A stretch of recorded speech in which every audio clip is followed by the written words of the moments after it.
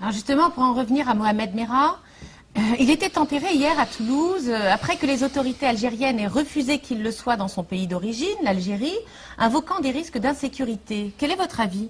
Oui, personne ne voulait prendre la chose entre les mains, si j'ose dire, hein, compte tenu de son caractère criminel. En tous les cas, les Algériens nous ont fait savoir qu'on pouvait garder nos racailles, qu'ils ne tenaient pas du tout à les reprendre. Ils sont d'accord pour nous les envoyer, mais pas du tout pour nous les reprendre. Et on a tout de même fini, c'est je crois M. Cohen, le maire de Toulouse, a quand même accepté, a fini par accepter d'enterrer Merah quelque part dans le cimetière musulman, dit-on, d'un cimetière de Toulouse, d'une ville d'à côté. Bref, cela a déclenché, semble-t-il, une série d'opérations, car quoi qu'on dise, c'est quand même bien ce scandale criminel épouvantable qui a déclenché les opérations de police dans les milieux que dénonçait Marine Le Pen, du fondamentalisme musulman. Comme c'est curieux, quand c'est Marine qui le dit, c'est excessif. Et quand ça se révèle être la réalité, c'est le président de la République qui monte au filet pour essayer de manger les marrons tirés du feu par Marine. Voilà. Et cela, j'espère que ça ne dupera pas les Français, qui devront se poser la question tout de même, enfin, ces Kalachnikov qu'il y a dans les appartements d'un certain nombre de gens connus pour leurs opinions extrémistes, fondamentalistes, eh bien, elles y sont depuis longtemps. Et M. Sarkozy est responsable du ministère de l'Intérieur et de la Sécurité nationale depuis 10 ans.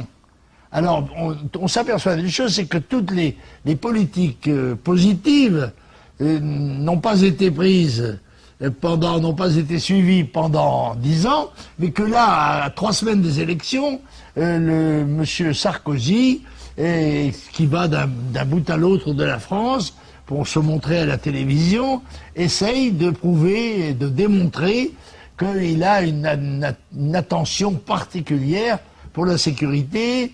Eh bien, nous allons parler de sécurité et d'immigration, je pense, pendant le temps qui nous reste, c'est-à-dire pendant 3 semaines, et montrer que dans ce domaine-là, comme dans tant d'autres, le gouvernement a été et peut-être accusé de carence.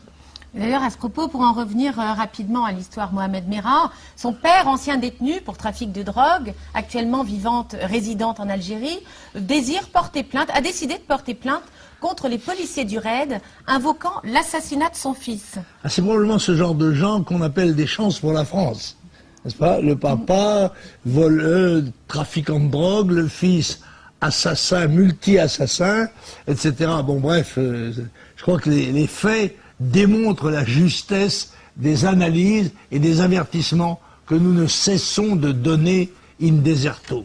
Oui, mais alors ce qui est inadmissible, c'est que Pierre Laurent, le secrétaire général du Parti communiste français et adjoint principal de Jean-Luc Mélenchon, estime normale la réaction du père de Merah. Mélenchon, lui, de son côté, avait déjà critiqué la présence de candidats à la présidentielle française lors des obsèques de nos soldats exécutés par le jeune Algérien. Oui, ça ne doit pas nous étonner de la part du Parti communiste, dont M. Mélenchon est le cache-sexe. Il est bien évident que les communistes ont toujours été les alliés des ennemis de la France, et par conséquent, quand il y en a un, il est bien évident qu'ils bénéficient de leur part de toutes les indulgences et de toutes les sympathies. Dieu merci, grâce à ce genre de déclaration, les Français sauront qui est derrière Mélenchon et qui est Mélenchon.